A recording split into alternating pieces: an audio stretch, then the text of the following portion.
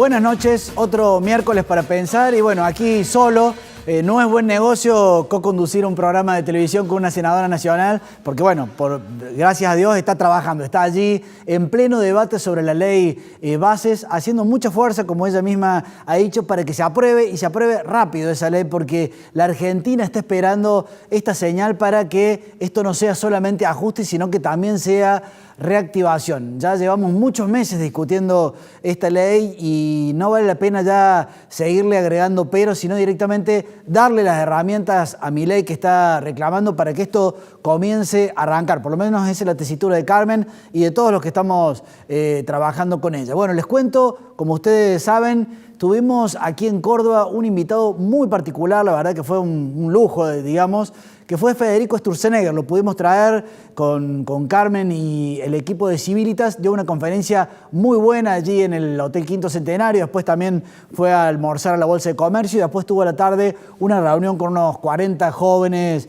que fue muy interesante el intercambio. La verdad que súper agradecido, Federico, si nos estás viendo inclusive, porque qué cercano, qué empático para ser uno de los 10 hombres claves que en este momento hay en la Argentina, porque él está, digamos, manejando esta cuestión de la desregulación de la Argentina porque lo estudió con un equipo durante 2 años y entonces pudo ahorrarnos muchísimo tiempo a los argentinos, lo que nos hubiera llevado meses de estudio. Él, como ya lo venía estudiando hace 2 años, en un DNU y en una ley bases nos ha ahorrado muchísimo tiempo de desregulación. La verdad es que muy claro, muy interesante, respondió a todas las preguntas y a lo largo de hoy del programa, junto con el equipo de producción liderado por Flor Navarro, han editado 8 pedazos para que podamos tener una visión completa de aproximadamente lo central que dijo en esa conferencia. Al principio, Federico Sturzenegger habló de que Milei y todo su equipo, junto con él, estaban dando 3 grandes batallas. Una batalla cultural para cambiar ciertas ideas que están muy arraigadas en la cultura argentina y son verdaderas distorsiones, digamos. Arreglar también la macroeconomía, este tema del superávit fiscal, reducir el gasto público y demás. Y un tercer tema que no es menor de la batalla cultural, que si les parece, se los voy a ir diciendo video a video. Veamos este primer video donde nos habla de la batalla cultural. A ver. Déjenme decirle una cosa que es lo que yo considero las 3 ejes, o podríamos decir las 3 batallas que yo creo que Javier Milei está llevando a cabo en este momento, ¿ok? Y las 3 batallas son: 1, la batalla cultural. Fíjense, o sea, porque ¿qué es lo que viene a decir Milei? Dice, durante 50 años escuchaste que el Estado te iba a resolver todos tus problemas.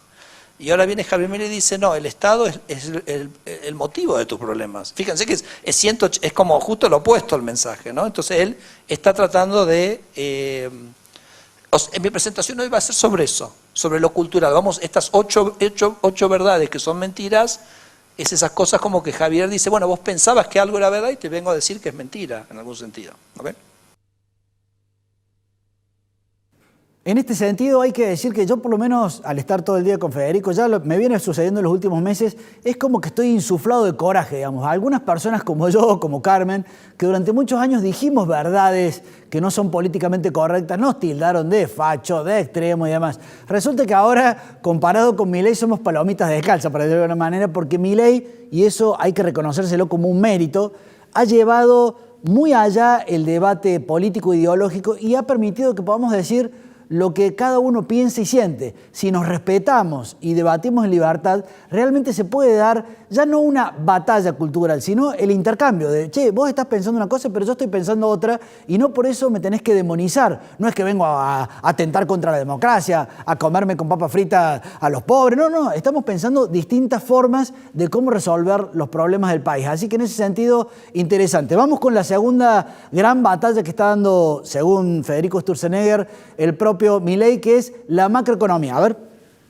El segundo eje o la segunda batalla es la de la macroeconomía. Y yo lo que les quiero, yo no estoy en eso porque Javier me pidió que lo ayude más con la parte de la desregulación, pero les voy a decir una cosa, que en el tema de la economía, de la macroeconomía, Javier decidió enfrentar el problema más central. O sea, empezó por el corazón del problema, que es el déficit fiscal. que es el desequilibrio fiscal, porque el desequilibrio fiscal es lo que nos pone siempre en el límite de un default permanente, de una cesación de pagos permanente, de una violación de contratos permanente, o es lo que de alguna manera no logramos suplir el gasto quizás excedido, como se dijo, creo que lo dijo Gabriel, el gasto excedido que tenemos, no lo podemos, la clase política no le da la cara para decirle a la sociedad, te tengo que cobrar estos impuestos, entonces lo suple con el impuesto oculto, que es el impuesto inflacionario. Y el impuesto inflacionario es devastador para el funcionamiento de la economía. Entonces todo arranca en resolver. Si ustedes me dicen cuál es el plan económico de Milei, yo se los puedo explicar en 2 palabras. En 2 palabras le explico el plan económico de Milei. Superávit fiscal. Superávit fiscal. Eso es. ¿Okay? Y entonces una vez que él tiene ese superávit fiscal, digamos, le sacaste los motores de la inflación. Podemos discutir entre los economistas si la desinflación viene más rápido, viene más despacio, si hay una mejor manera o lo que fuere, pero ningún economista le va a estar en desacuerdo que si vos le sacaste los motores de la inflación baja y que baja relativamente rápido. Entonces yo creo que eso, entonces Javier ha hecho algo que yo creo que si ustedes a mí mismo me hubieran preguntado en diciembre que era posible en enero tener superávit fiscal, te hubiera diciendo, pero... O sea, me hubiera sonreído como me sonrió ahora, ¿correcto? Y lo logró. Y después cuando llegó enero, la gente dijo, ah, bueno, pero seguro que pateó pago, qué sé yo. Entonces, y después superávit fiscal en febrero. Y después superávit fiscal en marzo. Entonces, la verdad que ese superávit fiscal, se han tomado medidas estructurales de distinta índole, si quieren después en las preguntas las podemos profundizar, pero yo creo que es mucho más sustentable de lo que el mercado cree. Obviamente el mercado algo está creyendo, ¿no? Porque los bonos del sector público que cotizaban a 25 centavos de dólares en diciembre están cotizando cerca de 60, ¿no? Entonces, obviamente, digamos, ¿vieron la película The Matrix? La Matrix, ¿la vieron? Que en un momento le dice la pastilla verde, la roja o la azul, o sea... Bueno, listo, si tomás esta vas a creer. Bueno, de a poquito va entrando la pastilla. Pero como tiene que ser, ¿no? Porque lo hablábamos un rato antes. Argentina ya no tiene crédito. Argentina ya no tiene credibilidad. Ya falló demasiadas veces, son estos 50 años de estancamiento. Entonces, la gente dice, bueno, yo quiero ver. Pero lo sorprendente es que se está viendo.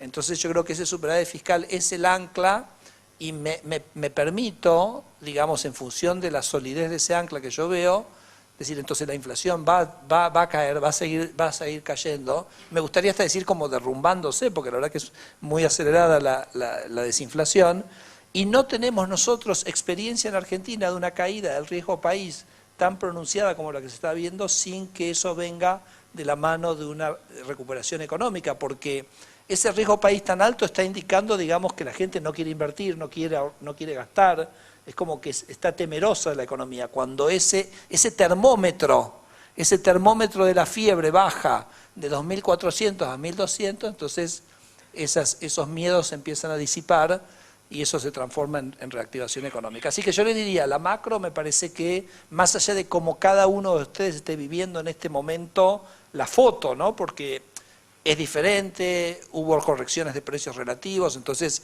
uno lo puede estar viviendo con mayor dureza o menor dureza, pero yo creo que lo que les quiero transmitir es que la película es muy alentadora. ¿Por qué? Porque se tomó la decisión de atacar lo más importante. Y lo más importante siendo el gasto público, porque la verdad que esa corrección fiscal ha venido primordialmente del gasto público, es lo que en última instancia garantiza que los impuestos bajan, porque todo gasto se paga. De una manera u otra se paga. Entonces, la única manera de decir yo le voy a sacar menos plata a la gente es diciendo voy a gastar menos plata de la gente.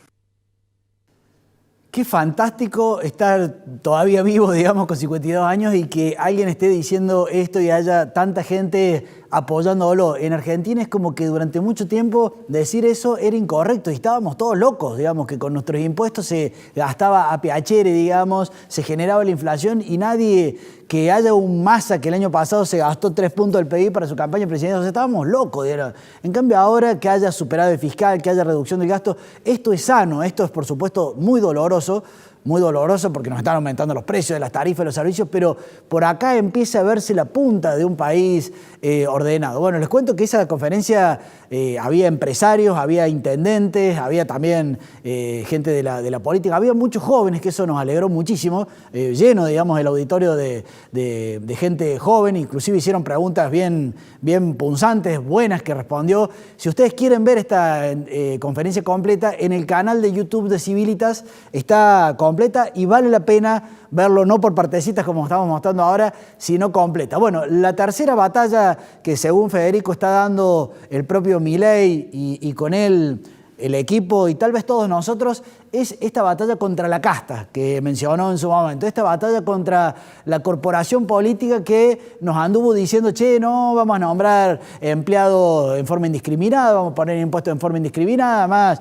nos vamos a dar ciertos privilegios, ciertos beneficios, vamos a nombrar gente amiga en el poder, además vamos a corromper, vamos a poner algunos testaferros para chorearnos la guita, y esa batalla contra la casta es la tercera batalla que señala Federico con estas palabras.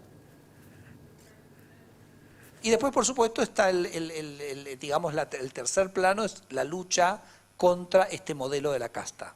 La pregunta es, tenemos que arrancar por un diagnóstico. ¿Por qué nos pasó esto? Javier le puso un nombre, ¿no? Que le puso el modelo de la casta. Y le puso un adjetivo, el modelo empobrecedor de la casta. Claro, porque cuando este modelo se armó, que en mi entender se armó a fines de los años 60, lo arma Onganía, que era un dictador militar, que básicamente arma todos estos privilegios cruzados, de los cuales muchísima gente, estos grupos de interés en la economía se benefician. El nivel de pobreza de Argentina, como les decía, era 5%, y hoy es mucho más del 50%. Entonces, este modelo de la casta fue un modelo que a lo largo del tiempo nos fue empobreciendo como sociedad, ¿no? Entonces, tenemos que arrancar de eso. Ese es el problema. Y el problema es cómo Argentina ha construido una sociedad donde ha construido y ha embebido en su marco legal una serie de privilegios que de lo que se trata es de apropiar recursos del resto de la sociedad, ¿no? Entonces, y digamos, y hay muchos actores ahí, ¿no? O sea, los empresarios consiguen su economía cerrada, consiguen sus regímenes de promoción, consiguen sus subsidios, consiguen sus beneficios.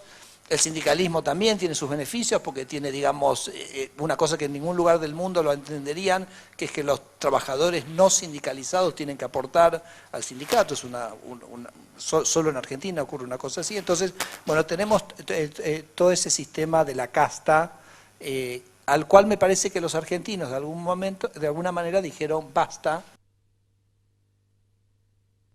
Yo creo que muchos de los que estuvimos en esa conferencia, y no estoy politiqueando, sino que es real, digamos, en algunos momentos bajábamos a Córdoba, digamos, y decíamos, che, esto que estábamos diciendo a nivel nacional, bueno, en Córdoba, ¿qué está pasando con respecto a reducir el gasto público? ¿Qué está pasando respecto de la casta, de la batalla cultural? Y debo decirles que yo por un lado sentí que acá falta ese debate todavía, es como hemos dicho varias veces, acá nos está haciendo falta un Milei cordobés, digamos, porque realmente no estamos discutiendo la cantidad de ministerios que tenemos, la cantidad de agencias. Vieron que a lo largo del programa de Civilitas en muchas ocasiones hemos estado diciendo ¿qué pasa con la Defensoría del Pueblo? ¿Para qué sirve? ¿Por qué gasta esta plata? ¿Qué pasa con la Lotería de Córdoba? ¿Por qué tiene la cantidad de empleados que tiene? O sea, aquí en Córdoba todavía falta ese espíritu de decir, che, cada peso que ponemos en impuestos los cordobeses es sagrado. Hay que administrarlo con una rigurosidad que por ahora no tenemos. Bueno, en una parte de la charla, Federico avanzó en verdades, dice él, que en realidad son mentiras, pero que están tan instaladas.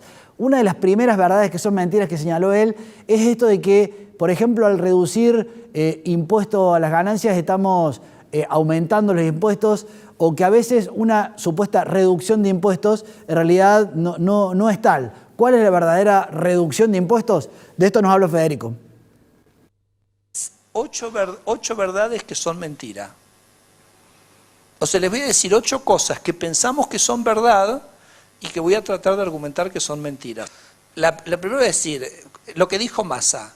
Vieron que Massa en un momento dijo, voy a bajar el impuesto a las ganancias. Bueno, y lo bajó, ¿correcto? Entonces, la primera verdad es, bajar el impuesto a las ganancias es bajar impuestos. ¿Okay? Entonces yo digo que eso es mentira. ¿Por qué? Porque entonces vamos a la explicación. ¿Por qué? Pues yo le dije, si vos me bajás un impuesto y no me bajás un gasto, no me bajás lo que el gobierno tiene que recaudar para financiar ese gasto. O sea, de algún lado va a tener que salir la plata para financiar ese gasto. Entonces, si vos me bajás un impuesto y no me bajaste el gasto, ¿cómo se financió en la última etapa de Massa ese agujero que dejó ganancias? La emisión monetaria. Y la emisión monetaria es el impuesto inflacionario. Entonces, en realidad, vos no bajaste ningún gasto. Lo que hiciste fue, le bajaste un impuesto que pagaba el 10-15% más rico de la población para poner un impuesto que lo paga el 10-15% más pobre de la población. Porque ustedes saben que la gente de menos recursos tiene menos maneras de protegerse de la inflación. Entonces, esa es una verdad que es mentira. Y digo que es muy importante porque, digamos, Javier se ha puesto como objetivo que el primer impuesto que va a bajar, entonces él baja el gasto, entonces nosotros sabemos que si bajas el gasto vas a bajar los impuestos. Entonces me dirá, pero ¿cómo? Si Gabriel acaba de aprobar un paquete donde se vuelve a reimponer el impuesto a las ganancias. Ok, pero en realidad ¿cuál es el impuesto que estamos bajando? El impuesto inflacionario, porque estamos, digamos, reduciendo la necesidad de esa emisión monetaria que genera el impuesto inflacionario, que es el impuesto más regresivo, es el impuesto que más pega sobre los pobres. ¿Okay? Entonces digo, no nos comamos, por eso yo cuando me hacen una entrevista en radio me dice, el paquete de ajuste fiscal, le digo, no es un paquete de ajuste fiscal. Al contrario, al bajar el gasto, la recaudación total baja. Ahora sí, después obviamente se baja el impuesto inflacionario y por ahí se sustituye con un impuesto donde la política da la cara, ¿no? Claro, muy interesante, Federico, después en otro ámbito nos comentaba, o alguno le preguntaba, bueno, ¿van a bajar las retenciones al agro? O hacían otras preguntas, y con mucha transparencia, Federico, ojalá instalemos esta cultura, decía, si llega a generar un superávit, Javier Milei, de X plata, 10 pesos, digamos, bueno, ahí vamos a poner sobre la mesa, tenemos 10 pesos de más. ¿A quién le bajamos impuestos? ¿Bajamos retenciones? ¿Subimos jubilaciones? ¿Subsidiamos otro sector? O sea, es muy clara cuando sobra una cosa, a quién le bajamos impuestos. O sea, esto tiene que ser transparente. No tiene que ser producto de los lobbies, digamos, de poner el pecho, sino de un manejo transparente de los recursos. Realmente es muy sano esto. Realmente si llegamos a aplicar esta cultura en Argentina, vamos a dar un salto cuántico, para llamarlo de alguna manera. Bueno, aquí hay una segunda verdad, que en verdad es mentira, como decía Federico, que justamente tiene que ver con esto de si pongo impuestos por acá o saco impuestos por allá, gastos por acá, gastos por allá. Lo escuchamos a Federico, a ver. Vamos a la segunda. La segunda es que cuando yo le doy un subsidio a un sector económico, creo empleo. ¿Estamos? ¿Un minuto lo vemos? Ok, voy a darle un subsidio económico a un sector económico. Ese sector económico obviamente va a tener condiciones más favorables, se va a desarrollar, ¿correcto? Pero supongamos que estamos... ahora, ese subsidio quiere decir que el gobierno, por ejemplo, listo, te bajé el IVA, no pagás IVA. Entonces se deja de recaudar, ¿correcto? Pero yo no les dije que bajaba el gasto. Entonces esa plata que ahora no la recaudo, la tengo que recaudar de otro lado, ¿correcto? Entonces le voy a cobrar impuesto a otros sectores. O impuesto inflacionario, o le tendré que subir los impuestos. Por algo en Argentina el IVA es 21, en Estados Unidos es 8. Porque el IVA nuestro es un queso gruyère. Entonces, como algunos no pagan, a los que pagan hay que cobrarle más alto. ¿Está? Entonces, en equilibrio terminamos con un impuesto mucho más alto. Ahora, entonces el tema es que es cierto que en el sector que vos promocionaste creaste empleo, ¿correcto? Porque ese sector se desarrolló.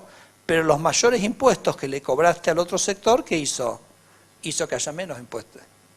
Y entonces la pregunta es, ¿ese sector que se benefició creó más empleo que el empleo que destruiste en el otro sector? ¿Me van siguiendo? Y eso depende mucho de las características del sector. En general, los sectores que consiguen estas promociones, en general tienen que ser sectores muy concentrados, sectores muy capital intensivos, entonces en general sectores que tienen muy poco empleo. Entonces le pasamos la plata a un sector que contrata poca gente y se la cobramos a los restaurantes, se la cobramos a los negocios, al comercio, etcétera, que crea mucho más empleo. Entonces en general pensamos que estamos creando empleo y en realidad estamos destruyendo empleo. ¿Tá? Esa sería como mi segunda verdad, que es mentira. Digo, pero que es importante como empezar a desarticular esto, porque estos son argumentos que vienen que parece justificar un montón de cosas y que después, y que lo hemos usado los últimos 50 años. O sea, los últimos 50 años nos estamos cansados de subsidiar sectores. Y pasamos de tener 5% de pobreza a tener 60%. Entonces, digo, en algún momento tenemos que ver dónde nos está equivocando nuestro razonamiento. Si te acabas de enganchar, estamos recorriendo la conferencia de Federico Sturzenegger, que dio invitado por Civilitas y por Carmen Álvarez allí la semana pasada, que fue magistral. No está Carmen conmigo porque está debatiendo la ley de bases en el Senado y aquí estamos recorriendo algunos aspectos centrales de esta conferencia. Está hablando de verdades que son mentiras en realidad y que están muy instaladas en la cultura política argentina. Hay también una verdad que es mentira, que es que cuando vos aumentás el gasto público, estás alentando a que la economía se reactive.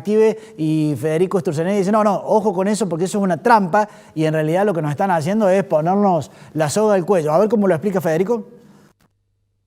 Bueno, el otro que a mí me gusta mucho es, vamos a otra verdad, expandir el gasto público estimula la economía, ¿no? Lo hemos escuchado todo el tiempo, ¿correcto? Pero acá es lo mismo, si yo expando el gasto público, en algún lado tengo que sacar los recursos para ese gasto. Entonces imagínense, por ejemplo, que el gobierno aumenta el gasto 100, y va a ser siempre 100, y le cobra un impuesto de 100 a la gente. Listo, el gobierno gasta 100, pero a mí me sacaron del bolsillo 100. Entonces el gobierno gasta más y la gente gasta menos. ¿Está? De las dos bases. Por eso hay toda una literatura en los economistas, imagínense que tienen 180 países para ver y testear y validar si un aumento del gasto público aumenta la economía. Tenés 180 países para verlo. Se llama la literatura sobre los multiplicadores fiscales, ¿no? O sea, si el fisco genera una multiplicidad de actividad económica. Y en general encontrás que esos multiplicadores fiscales son cero. Tenés países que gastan mucho y donde el sector privado gasta menos, porque mucho del gasto se hace a través del sector público. O sea, Dinamarca, ponele, Suecia, por poner un ejemplo. Y otros países donde el gobierno gasta menos y el sector privado gasta más. Entonces el gasto público es más una cuestión de redistribuir entre el sector privado. Pero esto es fundamental que lo entendamos, porque si no, parece que la economía es una perilla que vos apretás un botón y entonces la podés llevar a donde vos quieras. Y si fuera así, todos los países seríamos Suiza, ¿correcto? Entonces, digamos, es obvio que eso no es así. Pero sin embargo, si aceptamos esta verdad que es mentira, al final, ¿qué le hacemos? Le hacemos el juego a la casta. Porque en realidad estamos aceptando un razonamiento que es únicamente en beneficio de la casta. Porque es un razonamiento que se usa para justificar, sacarle a que nosotros como privados podemos gastar para que gaste el Estado. ¿Okay? Verán que es súper interesante la conferencia, la verdad que fue un lujo tenerlo en Córdoba. En un ámbito aparte también comentaba cosas cuando ellos embisten contra ciertos actores. Por ejemplo, él mencionaba el caso de la pesca, donde no pudieron porque el lobby era tan fuerte, es tan corporativa la Argentina, digamos, que fíjense que la pesca nos paga a todos los argentinos por sacar los peces del mar argentino, que son de todos. Así como al sacar hidrocarburos, por ejemplo, pagan el 15%, al sacar minería pagan el 8%, por ejemplo. Pero al sacar pesca, los peces, nos pagan el 0,15%. 0,15 pagan por sacar los peces. Claro, porque eso en una época para que se construyeran barcos, dijeron, bueno, el que construye un barco casi que se lleva los peces gratis, pero claro, eso fue hace 40 años. Ahora ya es un lobby armado y nadie quiere tocar nada. El gobernador de Salta votaba en contra de cambiar este régimen, decía, pero ¿por qué si en Salta no hay mar? Pero bueno, el lobby es muy grande. Si les parece, veamos el próximo aparte que hizo el equipo de producción de Civilitas, donde Federico habla que, claro, cuando le damos un sector, le estamos sacando otra verdad que también en realidad es mentira. A ver. Un argumento que uso mucho es que también que promocionar algo es gratis, porque cuando vos estimulás algo, ese sector va a pagar impuestos, pero antes no los pagaba porque no producía, ¿correcto? A ver, repito de vuelta, vos estimulás algo, no, pero entonces voy a producir más. No, pero entonces ese sector te va a pagar impuestos, ¿correcto? Y entonces es gratis. Bueno, cuando alguien dice que es gratis, tengan un poquito de desconfianza, ¿ok? Cuando el santo es grande, hasta, ¿no cómo es? Cuando la limosna es grande, hasta el santo desconfía, ¿no? Entonces la gente iba a gastar en eso y iba a gastar en otro lado. Si gasta acá, no paga impuestos. Si gasta acá, sí pagaba los impuestos. Entonces sí está el costo fiscal de eso. Entonces eso también es una verdad que es mentira, ¿ok? Bueno, cuando un economista nos habla más sencillo, digamos, no se pone en complejo, la verdad que la ciudadanía agradece. Una de las últimas participaciones, vuelvo a recomendarles ver toda la entrevista completa que está en nuestro canal de YouTube de Civilitas, fantástica la entrevista. digamos, la conferencia. En este último caso, claro, Federico dice, aquellos que dicen que, bueno, cuando se abren las importaciones, el país pierde el equilibrio y demás, y él dice, atenti porque aquí también hay una verdad que en verdad es mentira. A ver. Otro que también me parece interesante está toda la discusión sobre la apertura de la economía. Vieron que ahora el gobierno acaba de bajar ciertos aranceles para ciertos productos, en particular la semana pasada fue electrodomésticos, pero la semana anterior fue fertilizantes, etc. Entonces hay toda discusión, bueno, vos fomentás las importaciones y entonces eso nos va a generar un desequilibrio comercial. Entonces yo digo, es mentira. Y entonces lo que voy a decir es que cada importación crea su exportación. Cada importación crea su exportación. ¿Por qué? Porque imagínense una situación donde de repente la gente quiere importar más. Si la gente quiere importar más, quiere decir que hay más demanda de dólares, ¿no? Porque uno necesita comprar dólares para comprar las importaciones. Si las exportaciones están constantes, ¿qué pasa con el valor del dólar? Sube, porque hay más gente queriendo comprar dólares que la gente que está vendiendo dólares, que son los exportadores. Entonces, cuando sube ese valor del dólar, ¿qué es lo que estimula? Las exportaciones. ¿Okay? Entonces, ojo con eso también. Bueno, muy bien. Basta de videos de Federico Sturzenegger, ya estamos llegando al final. Simplemente una reflexión que a mí me quedó en el corazón después de haberlo tenido todo el día aquí a Federico en Córdoba, y una propuesta para nuestros televidentes. ¿Qué pasa si dejamos de ser espectadores de esta nueva etapa de la Argentina? A ver si le va bien a Milei, a ver si, o sea, tal vez lo votamos o tal vez no lo votamos, pero ahora estamos apoyando, pero en carácter pasivo, como si uno estuviera asomándose a ver la película de otro. ¿Qué pasa si nos ponemos en demandantes? O sea, che, yo realmente quiero libertad, lo quiero ver en vida. Me pasó, por ejemplo, en mi caso, 52 años en un estado desordenado, inflacionario, condicionándome, no dejándome hacer las cosas que quiero hacer.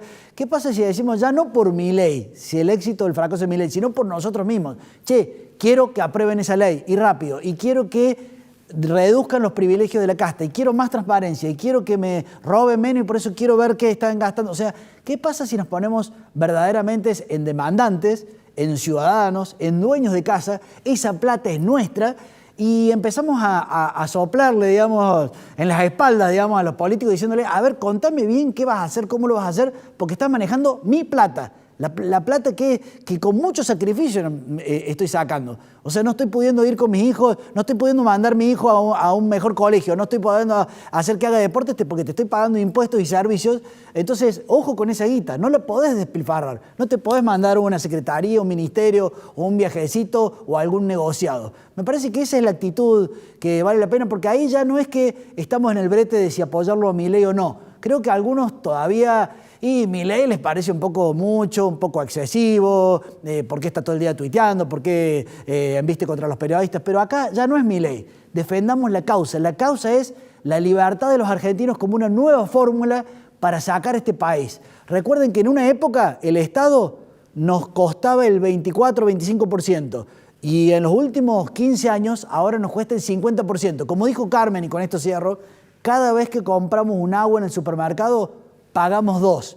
La segunda agua, la plata se la estamos dando al Estado. Esa barbaridad, esta obscenidad, que es que la mitad de la Argentina se la haya comido el Estado, a patadones, a pelea de puño y pala, tenemos que hacer que vuelva a ser el 25% o inclusive menos. Imagínense qué pasaría en Argentina si en lugar de tener un IVA del 21%, que por supuesto lo cargan sobre los precios nuestros, lo que pagamos vos y yo, tuviéramos uno del 8%, o si tuviéramos menos impuestos o más posibilidad de vender y comprar desde afuera sin que tuviéramos la cantidad de trabas que le permitimos a los gobiernos populistas que han venido antes. Bueno, yo me llené de esperanza. La verdad que cuando se fue Federico, le dije eso en el aeropuerto, le di la mano, le digo, Federico, si ya soy talibán de las ideas, con vos me enchufaste 220 y no me voy a morir, no me voy a ir sin pelear a muerte todas estas ideas, porque creo fervientemente que son las ideas que van a cambiar la Argentina. Nos vemos el miércoles que viene, ojalá que la podamos tener a Carmen aquí. Felicitaciones a todo el equipo de Civilitas que hizo posible esta venida de Federico Sturzenegger. Nos vemos.